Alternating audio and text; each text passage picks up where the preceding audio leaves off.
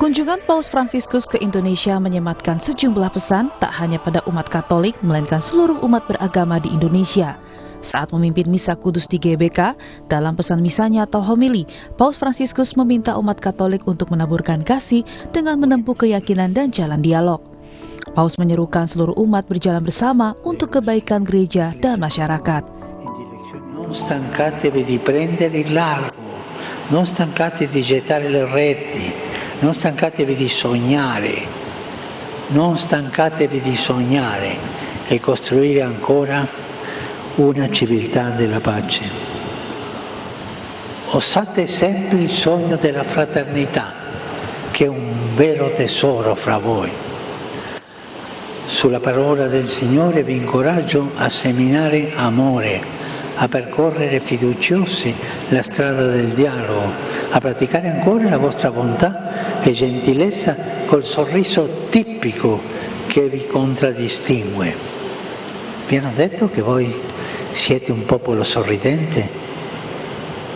Non perdere il sorriso, per favore, e andare avanti.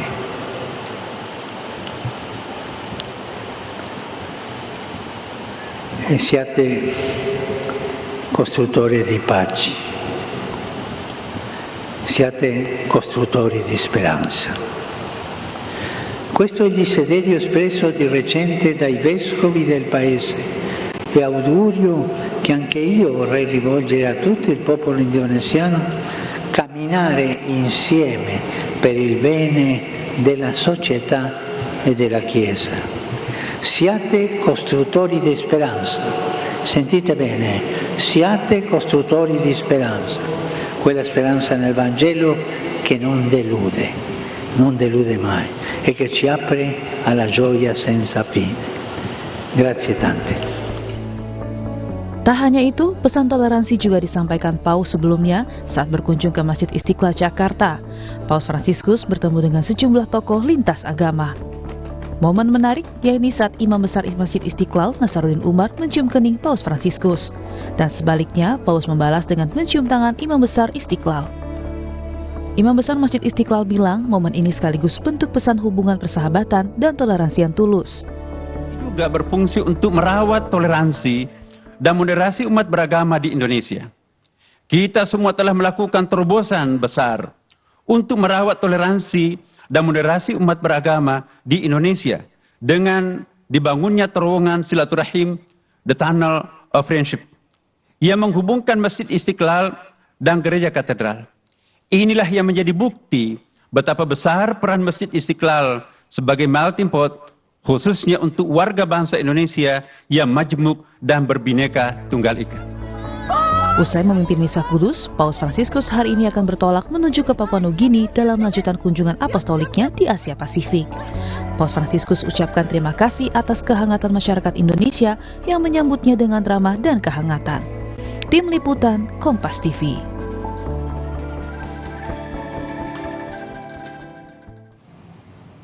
Pesan toleransi dan perdamaian terus digaungkan dalam kunjungan Paus Fransiskus di Indonesia. Pada Misa Kudus yang digelar di Gelora Bung Karno kemarin, Paus Fransiskus menyampaikan sejumlah pesan, diantaranya soal toleransi dan perdamaian bagi seluruh masyarakat.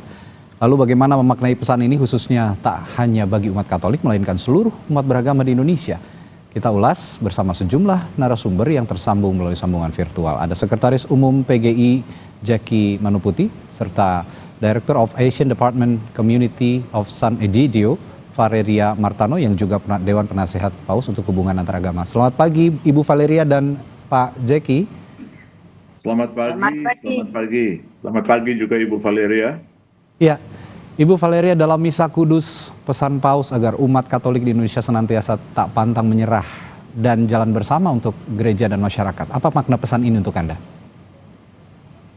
Pesan itu sangat menentukan karena dia menunjukkan dua hal yang sangat penting. Mendengar dan menghidupi. Mendengar, tapi melaksanakannya. Bukan hanya mendengar, tinggal tertutup dalam komunitas-komunitas sendiri, tetapi pergi, keluar, dan laksanakan pesan Injil, pesan Yesus kepada semua orang.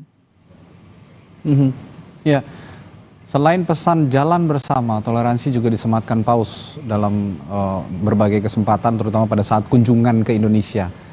Bagaimana Paus Fransiskus melihat keberagaman dan toleransi di Indonesia kalau lihat dari pesan-pesan yang disampaikan, Ibu Valeria? Saya pikir dia sangat menghargai dan juga sangat menikmati. Saya melihat Paus Fransiskus di masjid benar-benar dia tersentuh. Caranya gembira, tapi juga tersentuh. Saya mengatakan bahwa di dalam pertemuan di Masjid Istiqlal ada suasana pesta, suasana bersahabat. Ada para uskup, ada para pemimpin agama beda, ada pemimpin Islam, tapi semua bersama seperti memeluk Paus Fransiskus dan dia merasa sangat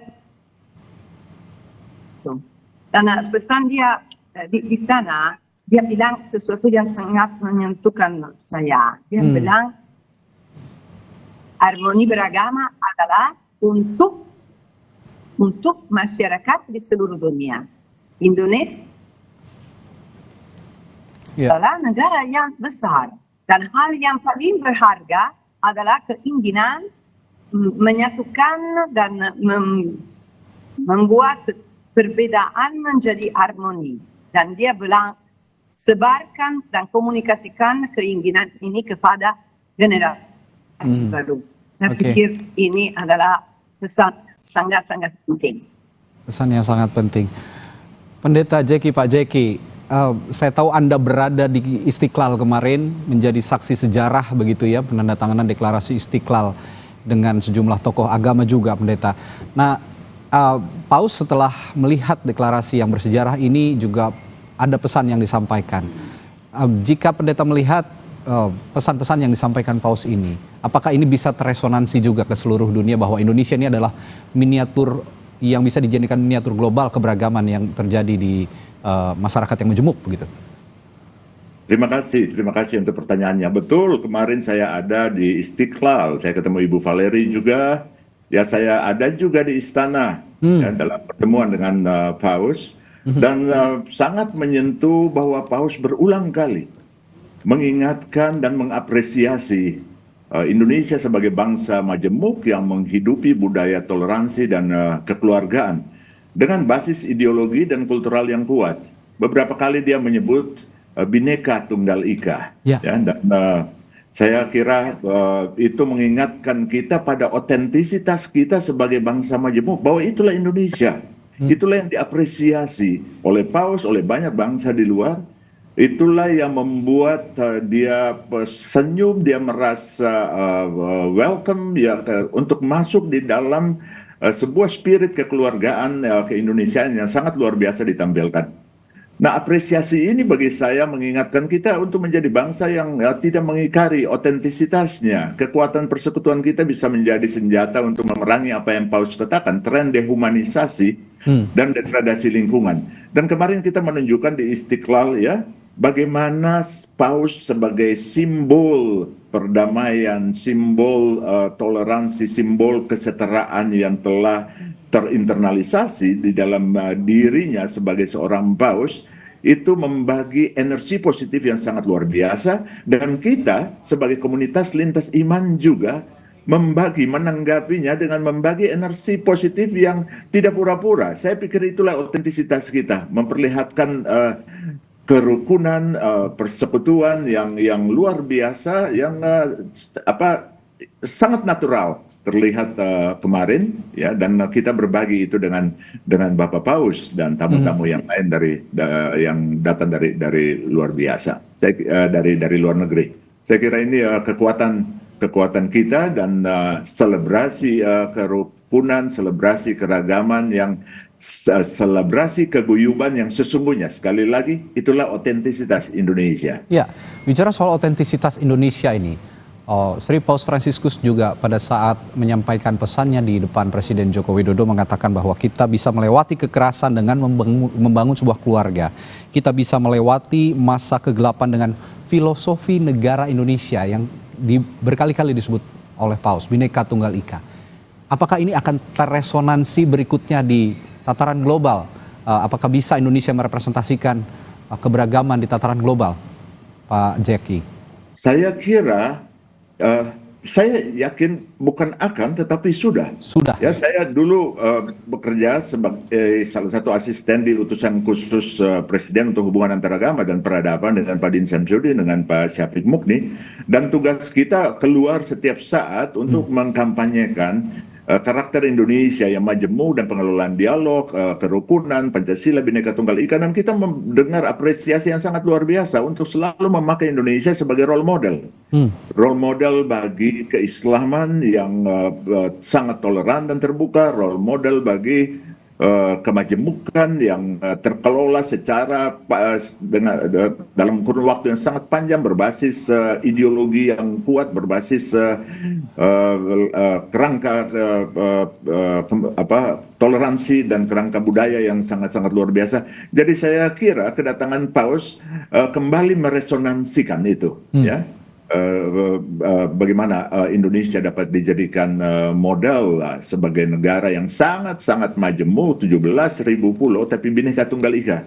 Saya sangat mengapresiasi itu. Oke, saya ke Ibu Valeria lagi. Sisi humanis dari seorang Paus Fransiskus banyak sekali yang bisa kita contoh. Salah satunya yang menarik juga, Paus Fransiskus menyampaikan pesan soal mereka yang merupakan penyandang disabilitas kemarin di Gedung KWI, di Gedung KWI Jakarta. Paus menyebut mereka adalah masyarakat yang berharga dan harta yang harus dirawat oleh gereja dan negara. Apa yang bisa Anda katakan soal ini, Ibu Valeria?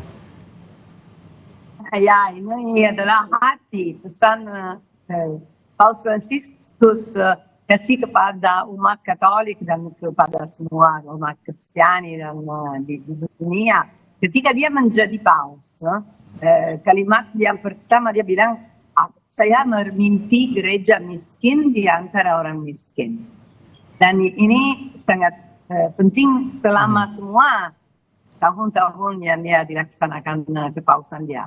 Dan ini digariskan dengan tanda pertama ketika dia tiba di Indonesia, dia bertemu dulu di Kedutaan Besar Vatikan dengan beberapa orang miskin yang didampingi oleh komunitas Santo Egidio Jakarta dan dari Yesuit dan suster-suster. Tapi mereka saya kenal dengan baik, ada pengungsi dari negara-negara lain yang menerima, yang tiba di Indonesia cari,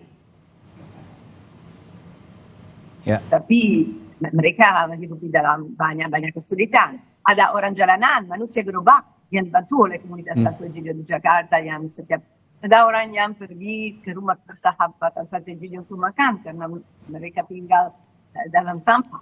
Dan ada seorang itu namanya Samsu, dia bilang, Paus Fransiskus bertemu bersama aku sebelum presiden, sebelum Pak Presiden. Ini artinya bahwa seperti dikatakan dalam Injil, yang terakhir menjadi yang pertama di depan mata Tuhan. Oke, Ibu Valeria, saya ingin kembali menyinggung soal gebrakan-gebrakan Paus Fransiskus yang sudah dilakukan. Salah satunya adalah kemarin juga sudah kita sempat bahas sedikit. Saya ingin bahas kembali lewat dokumen Abu Dhabi, The Document of Human Fraternity for World Peace and Living, yang ditandatangani pada 4 Februari 2019. Di saat yang lain kemarin juga ada deklarasi Istiqlal. Anda melihat dua gebrakan Paus Fransiskus yang hadir di Indonesia dengan pada saat Abu Dhabi. Apakah ini dengan level yang sama atau ada perbedaan dan juga persamaan? Rasanya saya pikir bahwa ini merupakan langkah kedua, kita bisa mengatakan langkah kedua dalam dialog di antara Katolik dan Muslim, Kristen, umat Kristen dan Muslim yang sangat-sangat penting. Karena deklarasi Abu Dhabi, maaf saya di stasiun, deklarasi Abu Dhabi itu merupakan langkah pertama kali di sejarah ada deklarasi ditandatangani di antara kepala Katolik Paus dan kepala tinggi umat Islam yang terjadi kemarin di Masjid Istiqlal. Ada langkah kedua kita bisa menyatakan karena dialog merupakan perjalanan dan di sini ada bangsa, ada bangsa yang dekat, yang mendampingi tanda tangan itu. Oke, saya akan bertanya hal yang sama kepada Pak Pendeta Jeki. Pak Pendeta, saya yakin juga Anda sudah pernah melihat atau menyimak ya dokumen Abu Dhabi yang ditandatangani pada 4 Februari. Dan Anda juga menjadi saksi sejarah kemarin pada saat penandatanganan deklarasi Istiqlal. Dua deklarasi ataupun dokumen yang sangat monumental yang digebrak oleh seorang Paus Fransiskus. Apa Anda ada korelasinya antara dua deklarasi atau dua momen penting ini, Pendeta Jeki? Ya, terima kasih. Tentu korelasinya sangat kuat ya, karena dua-duanya bicara tentang dokumen persaudaraan kemanusiaan, tentang relasi dialog, tentang bagaimana panggilan agama-agama bagi kemanusiaan, bagi lingkungan. Dan jangan lupa, 1 atau 2 bulan sebelumnya Indonesia juga dikunjungi oleh Imam Besar Al-Azhar ya, Bapak Ahmed Al-Tayyib yang turut menandatangani dokumen itu di Abu Dhabi pada 2019.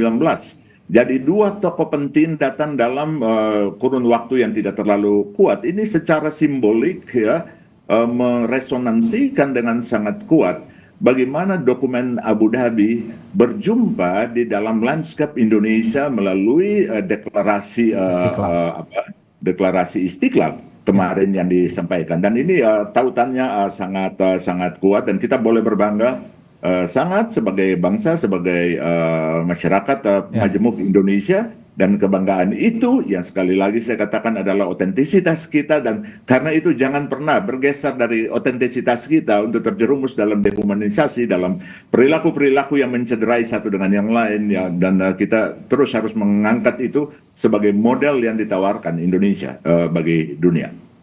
Ya, dalam situasi-situasi dewasa ini, terutama di Indonesia, deklarasi ini sangat penting dan tidak hanya umat Katolik, tapi masyarakat seluruh Indonesia saya yakin juga bangga, termasuk saya bangga bahwa Paus Fransiskus pernah ada di sini untuk menjadi saksi penandatanganan deklarasi Istiqlal yang menjadi tonggak sejarah kerukunan antar umat beragama, toleransi, persaudaraan, dan perdamaian.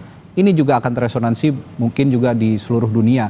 Bahkan nanti Paus Fransiskus setelah dari Indonesia akan menuju ke Port Moresby di Papua New Guinea untuk juga kurang lebih mengampanyekan hal yang sama.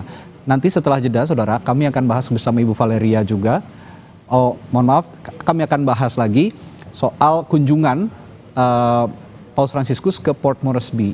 Nah, saya ke Pendeta Jaki dulu, Pak Jaki. Kunjungan Paus Fransiskus berikutnya adalah ke Papua New Guinea. Apa yang Anda lihat dari kunjungan ini? Saya kira ini tetap Paus akan berkunjung dalam tugas dan tanggung jawab dia sebagai kepala negara, tetapi juga dalam kunjungan yang sifatnya apostolik untuk menyampaikan pesan moral, sosial, spiritual ya, baik di Indonesia ataupun nanti ke Papua New Guinea. Untuk region Papua New Guinea yang akan bersentuhan juga dengan persoalan-persoalan yang ada di sana, termasuk persoalan Papua ya. Masuk persoalan Papua, kita juga berharap dan kita yakin Paus punya sangat banyak data tentang Papua, diupdate terus, tetapi suara-suara kerasulan yang disampaikan semoga bisa membangun juga menggerakkan perdamaian di kawasan itu, menggerakkan kepedulian terhadap harkat martabat manusia Papua, tetapi juga lingkungan yang ada di kawasan itu. Ya, Ibu Valeria, mungkin Anda juga punya informasi kunjungan Paus berikutnya di Port Moresby, Papua New Guinea, dan setelah itu akan ke Timor Leste dan Singapura. Pesan apa lagi kira-kira yang akan, pesan berharga apa lagi yang akan disampaikan Paus Fransiskus di negara-negara itu setelah Indonesia? Kita belum tahu pasti Tapi yang penting dia memilih pergi ke tempat yang dianggap seperti pinggiran dunia. Dan tempat di mana ada banyak masalah tentang lingkungan.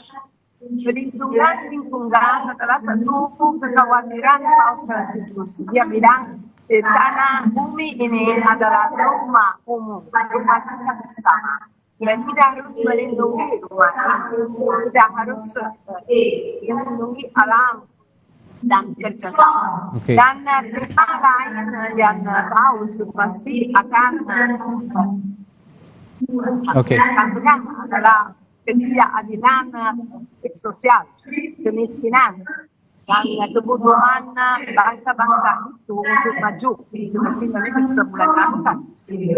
Dan juga di Timor Leste, saya pikir bahwa Paus Fransiskus ingin mendekati komunitas Kristiani yang minoritas, tetapi sangat penting bagi umat.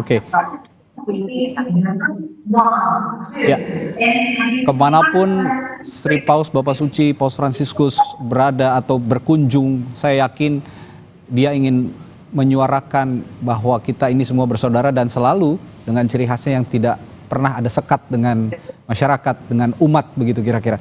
Terakhir pertanyaan saya untuk Pak Pendeta Jeki, kemarin pada saat Misa Kudus di Gelora Bung Karno, ada pesan juga yang sangat dalam, saya yakin, untuk kita semua, umat Katolik dan juga masyarakat Indonesia. Jangan lelah bermimpi. Bagaimana Anda memaknai pesan ini untuk masyarakat Indonesia, Pak Jaki? Betul, itu satu yang saya katakan terkait dengan realitas keindonesiaan yang bisa menjadi role model, ya, yang diungkapkan Paus berulang kali, suatu apresiasi yang sangat dalam. Tetapi di sisi lain juga kita harus membacanya dari saran supaya kita tetap teguh di atas itu dan jangan terseret untuk masuk dalam proses-proses dehumanisasi, degradasi lingkungan dan lain-lain, saling menyakiti, relasi antar agama yang rusak, politik yang kacau, yang tidak bermoral dan lain-lain. Kita harus terus memupuk mimpi di atas kesadaran otentisitas kita, kebangsaan dan keindonesiaan yang rukun, yang damai, dan memperjuangkan itu terus, merealisasikan semua mimpi di dalam tindakan. Karena itu deklarasi Istiqlal bukan narasi kosong, dia tidak harus tinggal sebagai narasi, tapi harus hidup di dalam tata laku. Jangan lupa bahwa deklarasi Abu Dhabi setiap tahun diperingati di seluruh dunia. Kami berharap deklarasi Istiqlal juga setidaknya untuk Indonesia setiap tahun kita rayakan dalam berbagai kegiatan konkret. Saya menangkap pesan itu di dalam ungkapan jangan lelah bermimpi. Baik, kunjungan Paus Fransiskus Bapak Suci ke Indonesia memang hanya 4 hari, Bapak dan Ibu. Tapi saya yakin memori masyarakat Indonesia, memori umat Katolik, memori seluruh umat manusia akan teringat kepada Paus Fransiskus selama mungkin lebih dari 40 dekade. Karena ini momen yang bersejarah yang terjadi di Indonesia. Kita nantikan kunjungan Paus berikutnya, akan ada pesan-pesan yang akan kita serap juga dalam kehidupan sehari-hari.